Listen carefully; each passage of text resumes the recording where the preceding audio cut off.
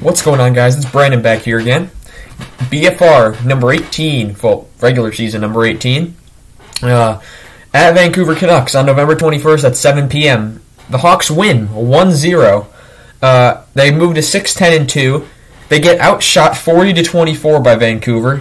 They had the same amount of hits at both at 22, and they get out face-offed 28-23. And both teams go 0-for-3 on the power play. Fleury saves 40 for 40 in his first ever shutout as a Hawk, and Demko saves 23 out of 24 in the loss. Yeah, the Hawks did not deserve to win this game. But from the second period, halfway through the second period, I looked at my dad in the eye and I said, you know what? The Hawks are going to win this game because Vancouver luck sucks. And yeah, that's really what this is. Dahan was in, Caleb Jones was out. And then last game, I forgot to mention this. I completely forgot about it when I was writing down notes. Murphy and Caleb Jones had a 5-minute shift that happened against Edmonton. I just want to mention that here because that's probably an important thing that's just rare to happen. And so I just want to mention that here. Anyway, on to the game. First period, 19-15, Chicago penalty to Murphy for tripping, which would be killed. Blocking shots, Fleury was sharp. Horvat one-timer missed. Lines were switched up a bit for the Hawks. Kane looked not great. Kane did not look good at all. I don't know what happened, if he's just tired from the Edmonton game. Kane looked horrible out there. And 16-21, Vancouver penalty to Mott for slashing, which would be killed. Kane to break it one-timer failed. Not failed, fanned. Well, both mean the same thing in this case. Stillman got shaken up. He would not return to the game, so waiting to see what's going to happen there. Vancouver was dominating. Let me do some 4-on-4 when at 7:58 there's a Vancouver penalty to Miller for hooking and a Chicago penalty to Murphy for holding. And these cancel each other, so it's 4-on-4. Demko makes a sprawling save. Besser hits the post. Would be that kind of night for Vancouver. Fleury and Jones collide. Both were fine. Good defensive play by Strome. Oh, by the way, we've already moved on to the second period. I should have mentioned that.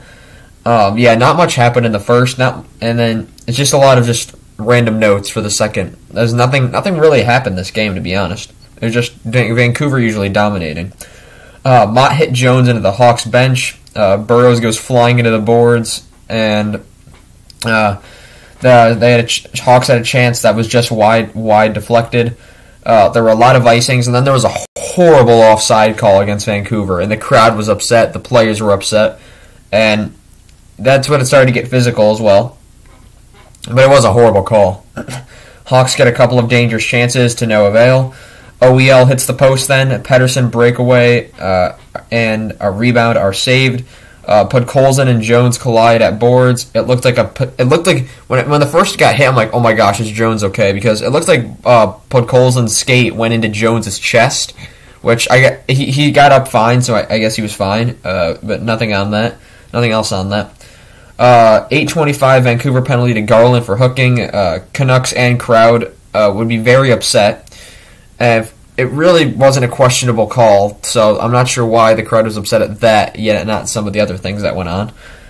DeBrincat goes flying into the boards by Myers. It should have been a penalty. They missed it. Then at 7:07, Chicago penalty to Kershaw for tripping. And then while 4-on-4, Pettersson, one-timer missed. Hardman had a chance. Puck bounced over his stick. Fleury made a great save on Pettersson and another 3 chances consecutively. He was sprawled out, saving everything.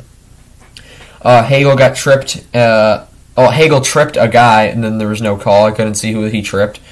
15:48 of the third. This is where we go to the third. 15:48. A deflected shot in front from Gustafsson. It's a Chicago goal, and the only goal of the night, which would be the winning goal from Brandon Hagel, his 5th of the year from Gustafsson and Strome to make it 1-0. Deflected in front. Demko couldn't see it, and just perfect deflected. Hawks getting chances now. Demko was sharp. Hagel breakaway saved, causes turnover, draws penalty. Hagel was the best player on the ice tonight. That wasn't Fleury or Demko. Hagel just was giving incredible effort. And then at 7:35, a Vancouver penalty to Ekman Larson for hooking, which would be killed.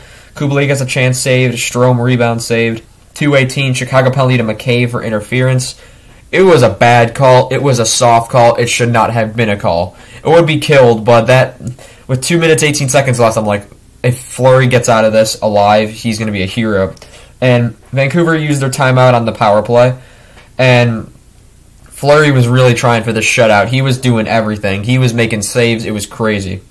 Then as the Hawks used their timeout, just with a little time left on the penalty kill, Jones got shook up on a blocked shot, and then with 1 second left, the Vancouver hits the post again, and that's game. And Vancouver hits 5 posts in the loss in a game they should have won without question.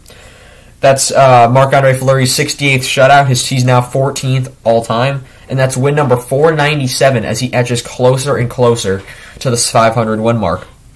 But yeah, that's all I have for you guys today. Hawks play in Calgary at 8 o'clock Tuesday, which is tomorrow. And yeah, that's all I have for you guys today. Just a good win by the Hawks. Great defense, their first shutout of the year. And by great defense, I mean great job, Fleury. And yeah, nothing much new in the standings. Calgary's now at the top of the West, as it's basically the 80s and early 90s all over again, with the Calgary and Edmonton on top. And yeah, it's really all I have for you guys today, and I'll see you guys next time. Goodbye.